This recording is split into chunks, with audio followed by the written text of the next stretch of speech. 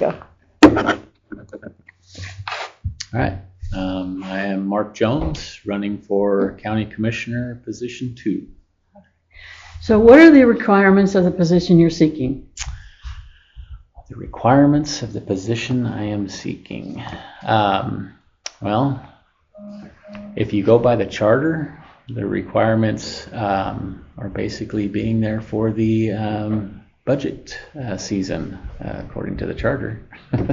So, but I believe that the requirements are to lead this county in a positive direction, doing so professionally and being courteous and open and listening to every constituent, whether they are of a certain political party or not, but moving this county forward, making sure that the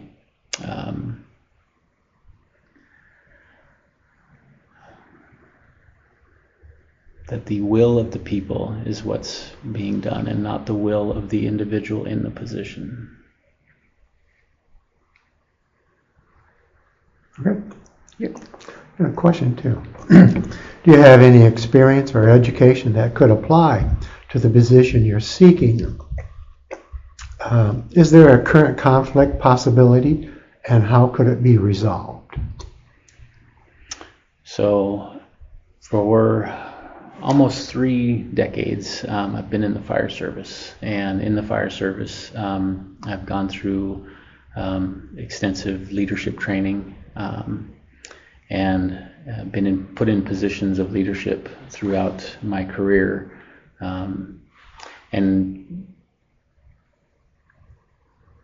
in that, being able to react to situations under pressure and make decisions that are that ultimately save lives, people, and personal property as well. So having that past experience and knowing that these decisions, whether they be easy decisions or hard decisions, being able to make those when needed, to make sure that the outcome benefits everybody involved in the most positive way. I've spent the last 6 years since I've been back here in Oregon after retiring from my career, attending all the commissioner meetings, most of them in person for the first 3 or 4 years, and then over the last couple of years, the majority of them have been online, occasionally in person for the WBSs, while getting up and speaking about different issues and concerns that not only myself but many citizens have. So the knowledge that I've gained in this past 6 years of how the county operates and how it functions, I feel that it's knowledge that I feel is gained the best way possible, because it's self-taught. It's not what somebody else has taught me about how it's ran. It's what I've seen and observed myself. And then also speaking with all the elected officials, speaking with other department heads, past and not too many of the current ones, because that's changed recently here, but in the past, speaking with a lot of the department heads and learning how all those departments work. So I spent a lot of time teaching myself how this county operates, and I feel that's very important. And I haven't really seen over the last few years anybody else who's running actually take the time to learn the position before they applied for it. So the second part of your question was about conflicts. I'm retired. I don't have any real business ties here to the community. I don't have any conflicts in real estate. Don't have any conflicts in mining operations or timber industry or anything that the county would be involved in. So for myself personally, I don't see any conflicts with the position. Does that answer your question? So what do you believe are the most relevant issues currently facing the county right now? And what would be your 6-month plan to tackle those? I believe the biggest issue we face right now is the lack of trust in our leadership.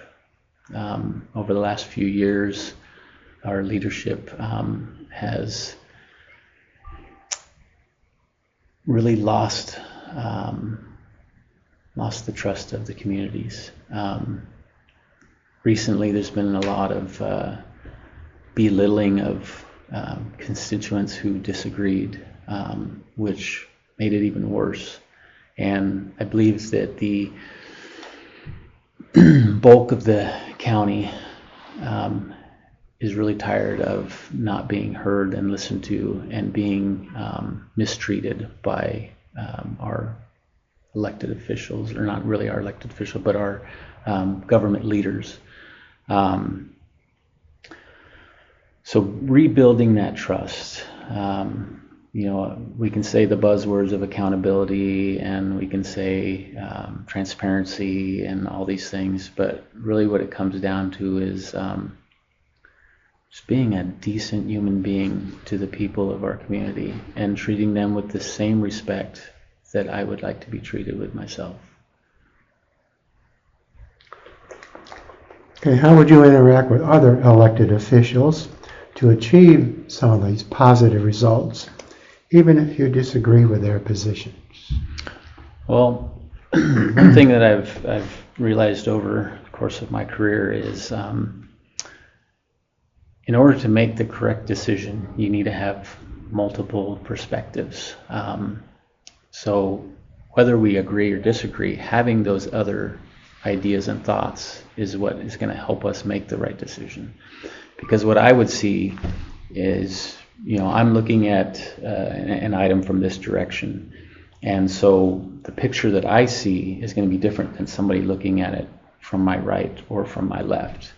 So, for example, in the fire service, we'd roll up on the scene of a burning structure, and we didn't just run in the front door and start spraying water because we had no idea what the rest of it would look like. So we did what was called a 360. We would do a 360 around the building to see what was actually going on and what was happening. And that's what I think about this perspective concept, is getting that perspective from everybody else, whether I agree with them or not, because what they're seeing, just because I'm not seeing it, they may be right. I'm looking at it in a different way, not picking up what they see, and vice versa. They may not see what I'm seeing in this. So being able to come together, work together, and take all those different perspectives is how we come up with the best outcome.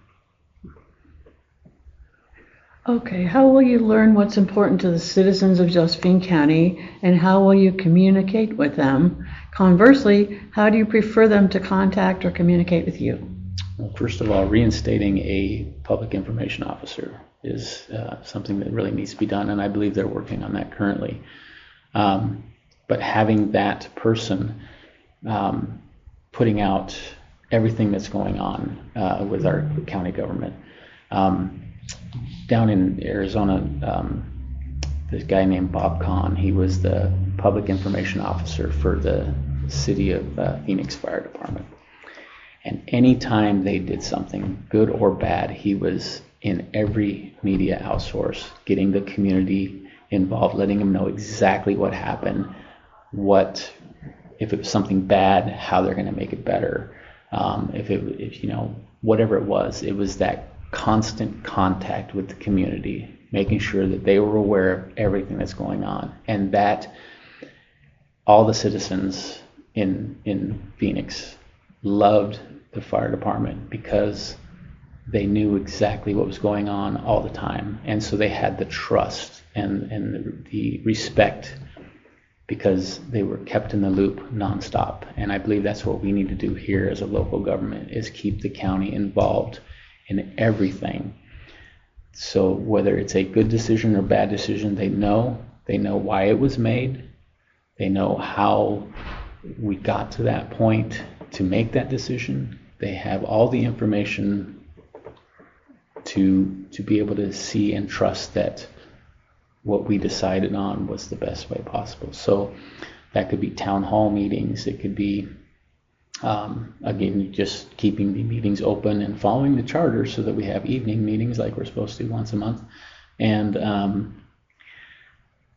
getting that word out there to the citizens is the key. If a debate were arranged, would you be willing to participate? In a debate? Yep. Sure. Okay. Yeah. So is there anything else you would like to tell the voters before we conclude this interview? Yes, I would like to tell the voters that you need to do your homework before you make any choices. Just because somebody's got signs out and you see a name doesn't mean they're the right fit. Learn about who you are going to vote for. Do a deep dive. If you don't have time, which a lot of people don't. A lot of people are struggling to make ends meet as is. Some working 2-3 jobs, whatever it may be, and you don't have a lot of time. At least ask other people and ask family members or somebody else that can at least guide you in the right direction of making a good decision. These types of positions should not be what I call popularity contests. They need to have substance. So when a person fills you full of fluff, just because it makes you feel good doesn't mean it's going to be the right choice.